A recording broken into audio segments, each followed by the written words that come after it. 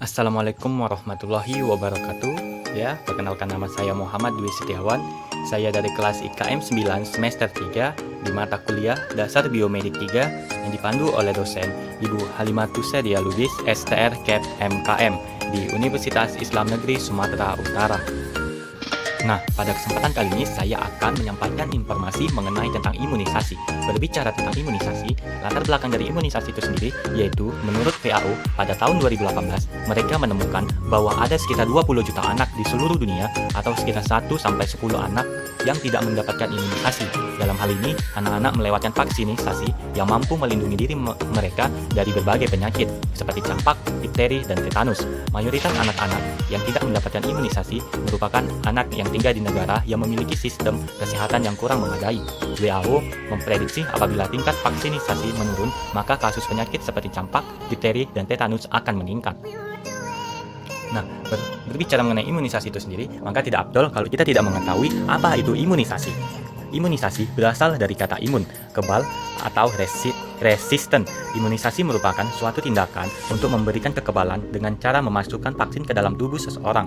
Kebal adalah keadaan di mana tubuh seseorang mempunyai daya kemampuan mengadakan pencegahan penyakit dalam rangka menghadapi serangan virus atau kuman tertentu. Namun, kebal atau resisten terhadap suatu penyakit belum tentu kebal terhadap penyakit yang lain.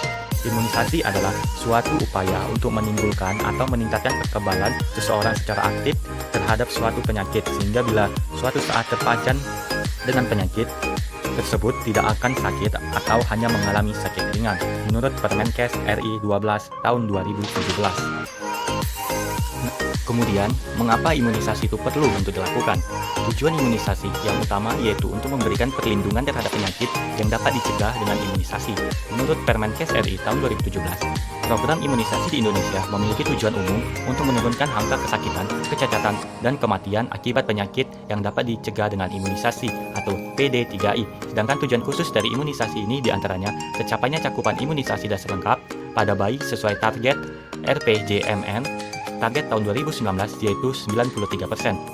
Tercapainya UCI atau presentasi minimal 80% bayi yang mendapatkan IDL di suatu desa atau kelurahan, di seluruh desa atau kelurahan, dan tercapainya reduksi, eliminasi, eradikasi, dan penyakit yang dapat dicegah dengan imunisasi. Nah, kemudian adapun tujuan lain dari imunisasi itu sendiri. Yang pertama, bayi dan anak yang mendapatkan imunisasi dasar lengkap akan terlindung dari beberapa penyakit berbahaya. Yang kedua, imunisasi akan meningkatkan kekebalan tubuh bayi dan anak sehingga mampu melawan penyakit yang dapat dicegah dengan vaksin tersebut. Yang ketiga, imunisasi tidak hanya bermanfaat untuk diri sendiri, namun juga bermanfaat untuk mencegah penyebaran penyakit kepada orang lain. Yang keempat, anak yang sudah diberi imunisasi bukan berarti tidak kebal terhadap penyakit, namun beresiko terkena atau terinfeksi kuman penyakit kemungkinan kecil, hanya sekitar 5-15%.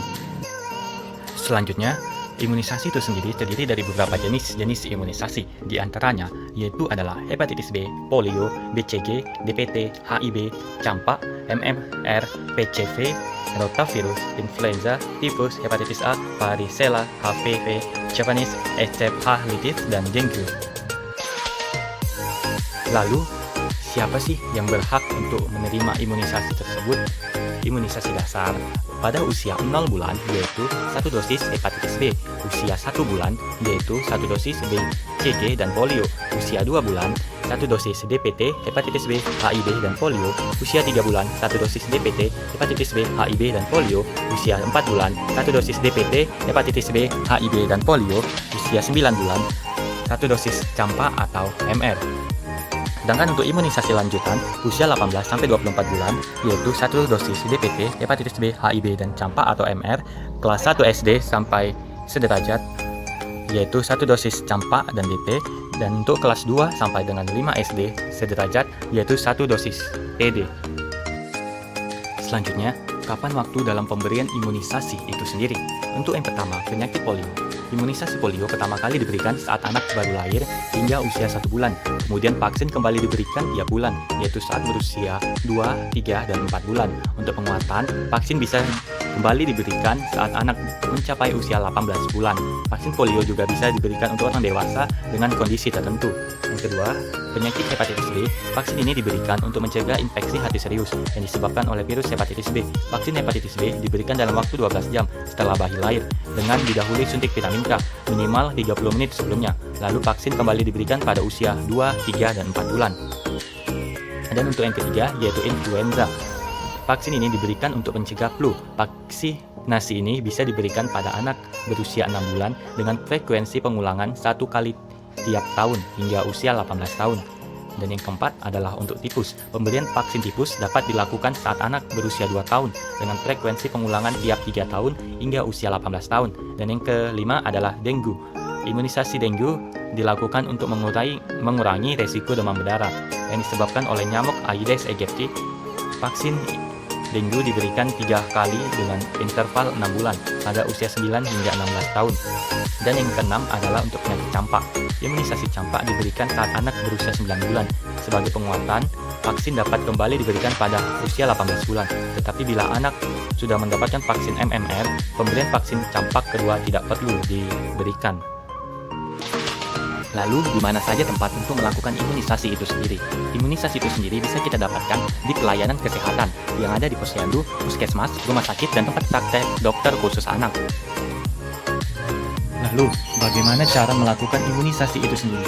Menyuntikkan imunisasi tidak boleh sembarangan tempat. Ada bagian-bagian yang sebaiknya dilakukan dan ada yang tidak. Hal ini karena akan mempengaruhi penyerapan vaksin oleh tubuh. Maka dari itu dipilihlah bagian-bagian yang efektif untuk dijadikan sebagai tempat penyuntikan. Untuk lokasi penyuntikan imunisasi tidak hanya di suatu tempat. Berikut ini lokasi penyuntikan imunisasi dengan cara penyuntikannya. Untuk vaksin BCG, untuk penyuntikan vaksin BCG, caranya disebut dengan intrakutan. Maksud cara penyuntikan dilakukan dalam jaringan kulit, sehingga sangat dangkal. Sedangkan untuk posisi jarumnya harus datar, hal ini agar vaksin bisa masuk ke jaringan lemak. Untuk lokasi penyuntikan imunisasi dengan cara intrakutan dilakukan di bagian yang peredaran darahnya banyak, contohnya di lengan atau antara bokong dan paha. Yang kedua adalah vaksin DPT atau HB atau tifus. Pemberian vaksin ini, cara penyuntikannya disebut dengan intramuskular, yang dimana penyuntikannya di dalam otot, sehingga jarum yang dimasukkan lebih panjang agar bisa masuk ke jaringan otot. Dengan jarum yang panjang tentunya akan mengurangi rasa sakit. Dan untuk lokasi penyuntikan imunisasi dilakukan di daerah yang terdapat pembuluh darah besar dan saraf.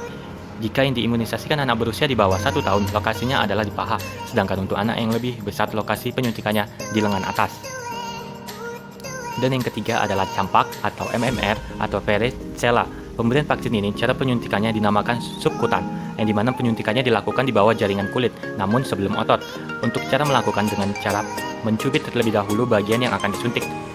Sedangkan lokasi penyuntikan imunisasi ini dilakukan di daerah yang peredaran darahnya sedikit dan terdapat jaringan lemak di bawahnya, seperti paha dan lengan atas. Nah, sekianlah hasil dari pembahasan mengenai imunisasi kali ini. Apabila ada kesalahan, saya memohon maaf. Wabillahi taufiq wal hidayah. Wassalamualaikum warahmatullahi wabarakatuh. Terima kasih.